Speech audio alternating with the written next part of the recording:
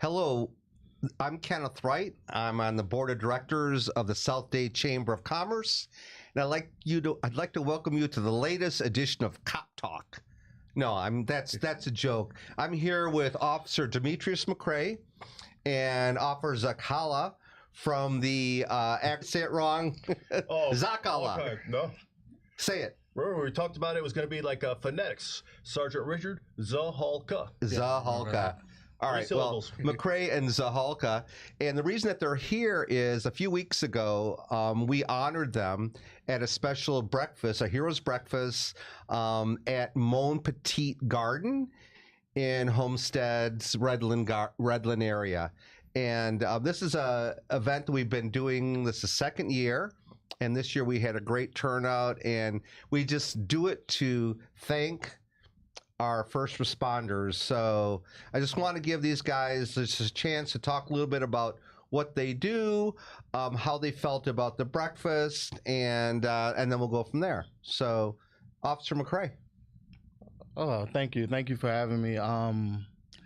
The breakfast was pretty cool. How was the food? Amazing, amazing. I thought it was going to be, bagels, croissant, but man, they brought out everything for us, and it was it felt good to be appreciated. Us as law enforcement officers, we don't look to be applauded, and I'm pretty sure more than half of the police out on patrolling will tell you when you're in those situations, the first thing that comes to your mind isn't, oh, am I going to be, acknowledged for this act that I'm about to do? So it felt very good to be acknowledged, Did you have a bunch of your colleagues there, friends, family? Yes. We had a few people from our department. Family was there. It was a great turnout. I seen a bunch of other officers that I knew from just patrolling and events that I met. I found that interesting. It's something that I wasn't aware of, is that there's a lot of people know each other across departments. That was something I really wasn't aware of. Officer, what do you think? What do you think about it? Oh, the breakfast was wonderful. I mean, I went there. I had my captain, my lieutenant, our chief was there, Chief Garcia, and we all enjoyed ourselves, had a good time. It was a great meal.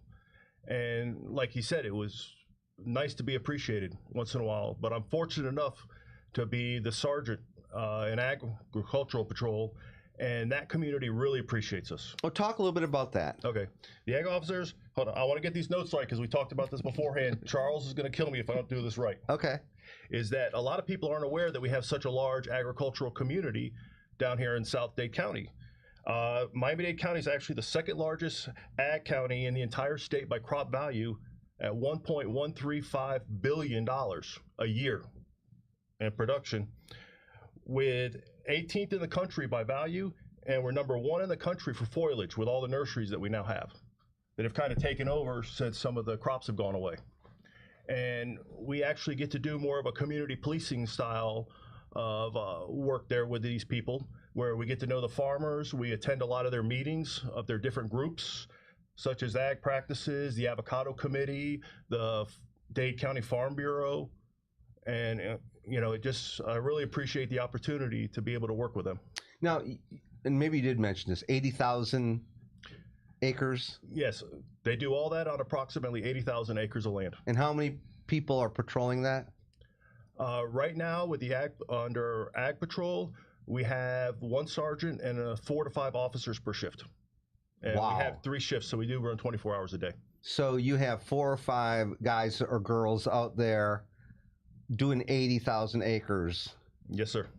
That sounds like a lot of territory to cover. Oh, it is. Yes. It is. Yeah.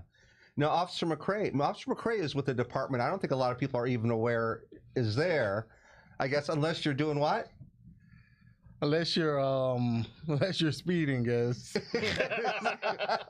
Officer McCray is with the Miccosukee Police, and that was great to know that. So talk to me about the Miccosukee Police.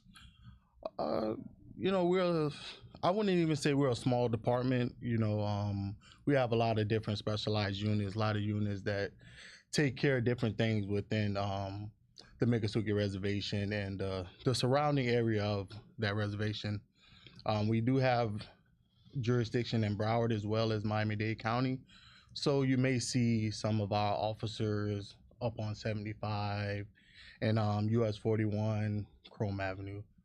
I am part of the Highway Safety Department, and like Sergeant was saying here, a lot of people may not know us until you come through speeding, but I think it's more to it than, you know, just the speeding. Talk about it.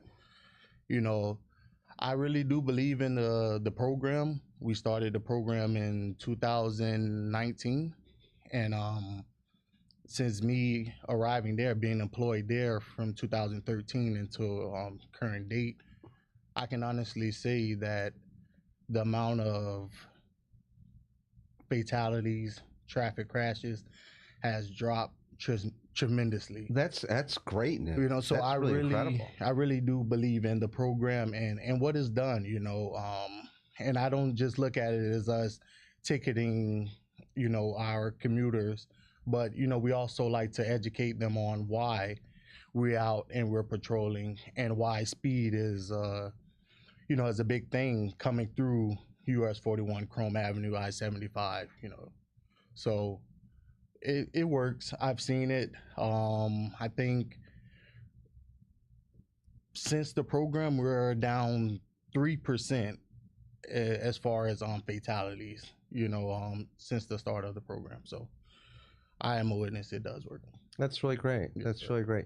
So, because people get on those country roads and they just think, yes, you see it all the time, you know, people just coming through, and a lot of people commute those roads because, you know, if they're trying to get to Naples or whatnot, or Collier or Cape Coral or anything. So we do have a lot of people traveling those roads. So it's very important that we are out there monitoring traffic and traffic enforcement. So what other departments are there in the Miccosukee Police Department?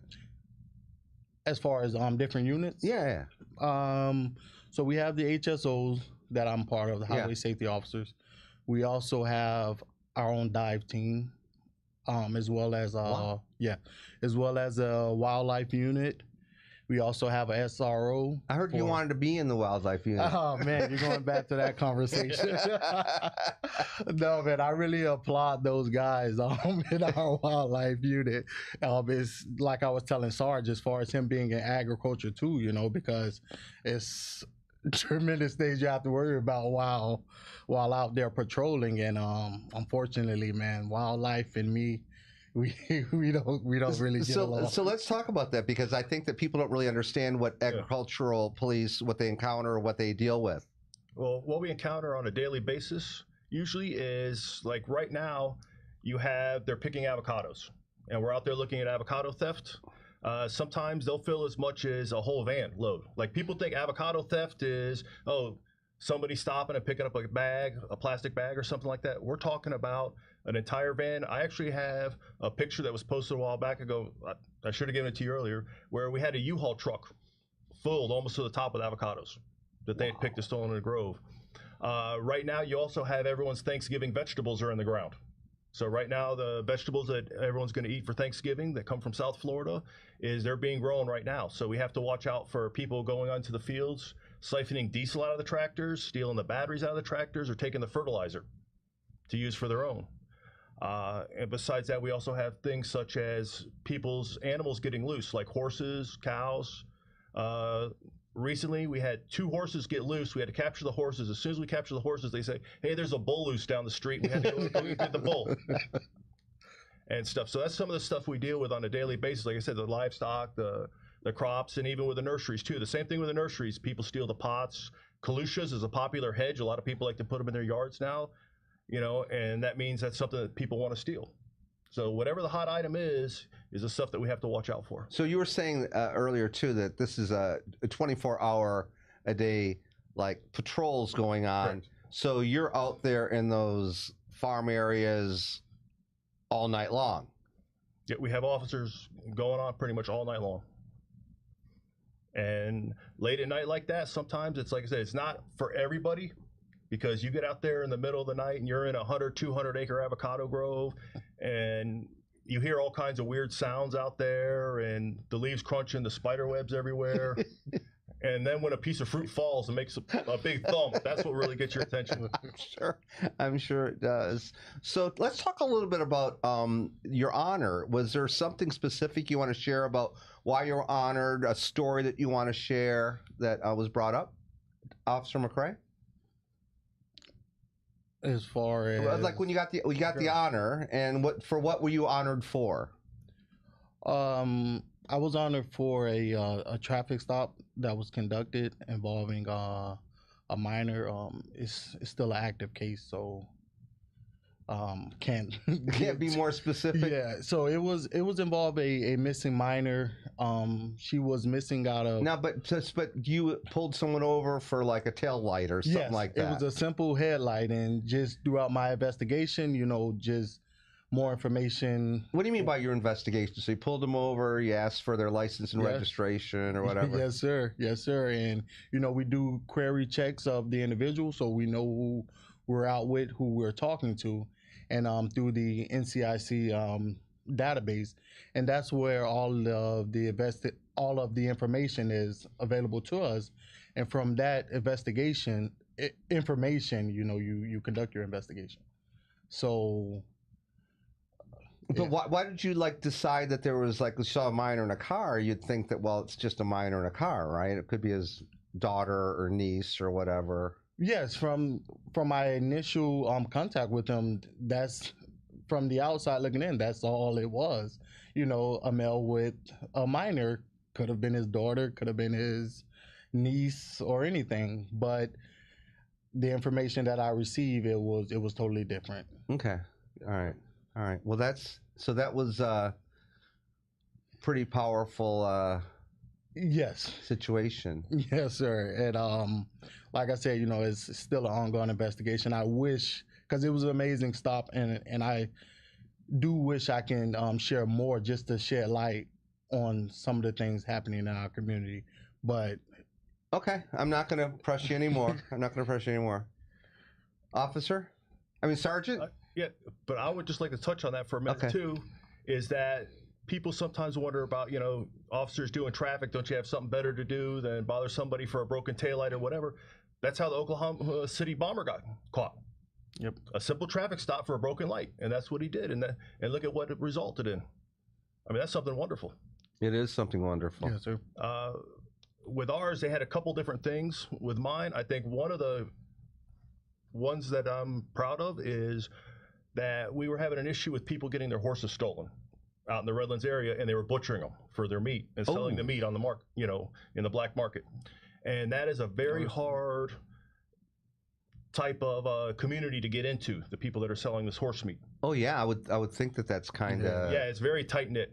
And we were able to take some time and work some different sources or whatever, and able to get an undercover officer in to one of these groups to where we were able to purchase horse meat on 3 different occasions with the assistance of the USDA also. And we were able to have a search warrant, take the guy into custody that was doing it, and then to seize all of his horse meat that he had in stock that he was selling to the public, because people don't realize that the horse meat down here isn't like in foreign countries to where it's legal. Here, these horses are filled with so many different types of injections of, especially the race horses and everything else, that are hazardous to humans. If you just look it up online, I forgot how many off the top of my head, but it's in the teens somewhere, to where the different types of chemicals that are injected into these horses nowadays that are harmful to humans and could potentially hurt somebody if they try to eat it. But what was nice too was that the USDA recognized us and put us in their year in review, because they do a monthly book that they put out, and then their year in review, they highlighted this particular case. And then we started receiving calls from all over the Southeast, from different sheriff's departments, asking us how we were able to actually make our way in. Wow. To get in there. And that, I just still want to keep that under wraps, because we still have active investigations using the same types of means to be able to get into these different types of organizations. Wow. Amazing. Okay. You said there were a couple things. Was there another thing you said? I know none of it was working on getting the illegal dumping unit restarted again. And that came when we were talking about up there. I wanted to stop there for a second because I think that that's something that was new to me. Now, I knew that the agricultural police, I was thinking about thefts and farms and that kind of stuff. Correct. I didn't really realize that dumping was such a big problem and that people can actually go to the dump and dump if they're residents, right? If they live in Miami-Dade County, they don't have to pay for that. That's a little more trickier. Okay. Because I'm not fully up to date on all of it because now I just deal with the agricultural stuff. Right. The department formally brought back the illegal dumping unit as a separate unit, and we still work under the same command staff. So we're in the same office. We're now called the Agricultural and Environmental Crimes Section. Right. So we all kind of work hand in hand. But the thing is like if you live in an apartment building, is you can't just go to the dump and dump. I'm one of those people. Yeah, you're not going to be able to go to the dump and dump. But if you're in a residence and you have your address, you're going to have to provide ID showing that you're a resident of unincorporated Miami-Dade County, and then you'll be allowed to dump. But the other day, I happened to stop two guys that had cleaned up their yard, and they went into an ag field where they were getting it ready to plant, and they dumped a bunch of yard debris in there. I was just happened to be patrolling the Grove and saw them next to the Grove do it. And these guys lived in the city of Homestead, and the city of Homestead has bulk trash pickup all the time that's free to residents. And I explained to them, for free, you just put it out the curb, and they'll come pick it up. And did they just not know that? And they said they didn't know that. And I said, you're paying for a service, you got to use it. Yeah. So it is a very big problem in the ag community, though, that illegal dumping, because people go out there and they just try to find an isolated place to get rid of their trash. And unfortunately, because the farmers, they don't pay waste fees. So then it falls on them to clean up the problem. To where normally, like if it's in front of a house, you get the police report, you have the county come pick it up or whatever, but because they don't pay the waste fees, they don't get to get it picked up. Well, listen, so everybody out there that has a house that pays for their regular taxes, you can have waste pickup. Dial, it's at 311, right? 311. Dial 311. They'll come do solid waste. Well, Miami-Dade County does two bulk trucks a year. Yeah, I know, because I live in unincorporated Miami-Dade County, so you can get up to 2 truckloads a year in Miami-Dade County. Now, right now, we're doing this interview in South Miami. I don't know what South Miami's rules are. They would have to check with their own local governments to find out what their rules are for bulk pickup. Okay. All right, that makes sense, right? Because everything's going to be Miami is kind of chopped up. Correct. Right. Coral Gables has its own rules. South Miami has its own rules, and then unincorporated Dade County is another area that has its rules too. Yep. Yes. Okay. So Officer McCray, this is a chance now for you to kind of talk to the public. What would you like them to know or like them to think about when it comes to your job and their role in helping and being supportive of it? My suggestion is just to learn the laws, as far as traffic, because I am a traffic guy. You may see me, patrolling and doing, other things, wearing different hats, but my primarily focus is traffic. And I would just, want them to know is our solely purpose isn't just handing out citations. We're really here to help the public, save you from yourself, if you want to put it that way, because we see what speeding can do. We see what distracted driving can lead to. And at the end of the day, we're the officers responding, to help your family members out, your friends out. And, I think if everyone as a collective, will follow the speed limits, follow the traffic control devices, I think the traffic will be better. As you can see, I know in Homestead, they're building, and from my point of view, the traffic is just getting worse and worse, so that's all I can say, is for them to just be mindful, courteous and patient, because a lot of incidents, not only just dealing with traffic, but, you have road rage incidents from traffic. So if everyone's patient and following the traffic laws, I think the highways and roads will be way much safer. I had when I was, they still used to teach driver's ed when I was in high school. I mean, So I went through that, and I remember one teacher said to me, I'll never forget it. He said, "Lose a minute, save a life." Yes, yes. And I've never ever forgot that since I was 16 years old. So that was, yeah. I think that people just got to realize that nobody thinks it's ever going to be them. Yes. No. 100%. No one thinks it's going to be them. It is them, or someone that they truly care about. And it all can be prevented. Okay, thank you. Yes, sir. Sergeant, same question. So what do you want people to know? What do you want people to understand? A big thing that I think people need to understand is that when they're driving down the road and they see some nice bright red tomatoes on the side of the road, they're not free. They don't. I mean, we have that problem constantly with this winter produce coming in now, is that people drive down the road and say, "Oh, well, I didn't see a sign, I didn't see a fence, it's just there." And they think that they go into the field and take it. The thing is, in Florida state statute for trespassing, it actually is carved out in there that if the field is cultivated, it's automatically no trespassing, that the farmers aren't required to put the sign up. They're not required to put a fence up. They're not required to stand out there and tell you, "Don't come in my field." Once you plant that field, that tells people you're not allowed to trespass there.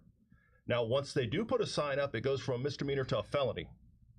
And one of the things I've been in Ag Patrol for about 11 years now, and when I first got to Ag Patrol, our only enforcement action for that type of thing was to charge somebody with a misdemeanor. Now, typically we didn't handcuff them and take them to jail. We did what was called a promise to appear. So we filled out an arrest affidavit, had them sign it, and they had to go to court on that. And then we said we were running into some people that they needed to learn their lesson and be educated in the law, but they don't have a past. They're not bad people. They just made a bad decision that day. And that we needed to try and find another way to educate the people. So what we did is we got with the county commissioners, and they put into the ordinances, they added in there an ordinance for that. So now what we can do is do a civil citation. It's $200 plus a $10 processing fee, so it's $210 if you get caught doing it.